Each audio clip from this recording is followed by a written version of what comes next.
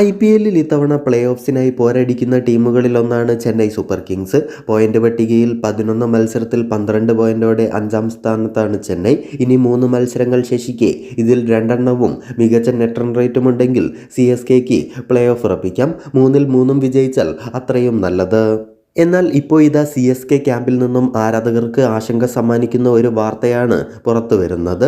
CSKയുടെ മിന്നും pace bowling ഓൾറൗണ്ടറായ Jamie Overton പരിക്ക് മൂലം ഇംഗ്ലണ്ടിലേക്ക് മടങ്ങിയെന്നാണ് അറിയാൻ സാധിക്കുന്നത്. പ്ലേ ഓഫിലേക്കുള്ള മുന്നേറ്റത്തിൽ ചെന്നൈ സൂപ്പർ കിങ്സിന് ഇത് വലിയ തിരിച്ചടിയായി മാറുമെന്ന കാര്യത്തിൽ സംശയമില്ല.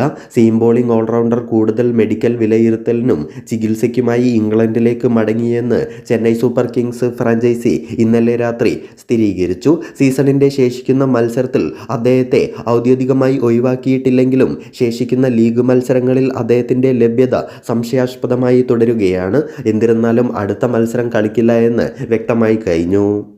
ഈ സീസണിൽ ചെന്നൈക്ക് വേണ്ടി ബോളിങ്ങിലായാലും ബാറ്റിങ്ങിലായാലും വലിയ രീതിയിൽ ഇമ്പാക്റ്റ് സൃഷ്ടിച്ച ഒരു താരമായിരുന്നു ഈ ഇംഗ്ലീഷ് ഓൾറൗണ്ടർ. ചിദംബരം സ്റ്റേഡിയത്തിൽ ലക്നൌവിനെതിരെ നടന്ന മത്സരത്തിൽ ഇംഗ്ലീഷ് ഓൾറൗണ്ടർ വിജയത്തിൽ നിർണായക പങ്ക് വഹിച്ചിരുന്നു.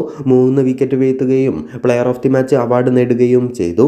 നഥാൻ എല്ലിസ്, ഖലീൽ അഹമ്മദ്, ആയുഷ് മാത്രേ, രാമകൃഷ്ണ ഘോഷ് തുടങ്ങിയ കളിക്കാർ ടീമിൽ ഇല്ലാത്തതിനാൽ ചെന്നൈയുടെ പരിക്ക് ആശങ്കകൾ വർദ്ധിക്കുകയാണ്.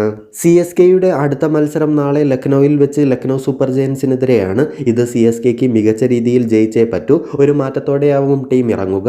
ജാമി ഓവർട്ടണിന് പകരം ന്യൂസിലാൻഡ് പേസർ മാറ്റ് ഹെൻറിയെ കളിപ്പിച്ചേക്കും.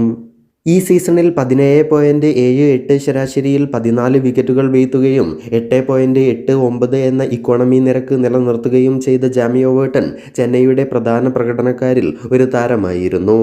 മാറ്റ് ഹെൻറിയുടെ കാര്യമെടുത്താൽ CSKയ്ക്ക് വേണ്ടി ഈ സീസണിൽ തുടക്കം അദ്ദേഹം കളത്തിലിറങ്ങിയിരുന്നു. ഈ മത്സരങ്ങളിൽ മങ്ങിയ ഫോമായിരുന്നു അദ്ദേഹം പുറത്തെടുത്തത്. ഇങ്ങനെ അദ്ദേഹത്തെ ബെഞ്ചിലിരുത്തുകയായിരുന്നു.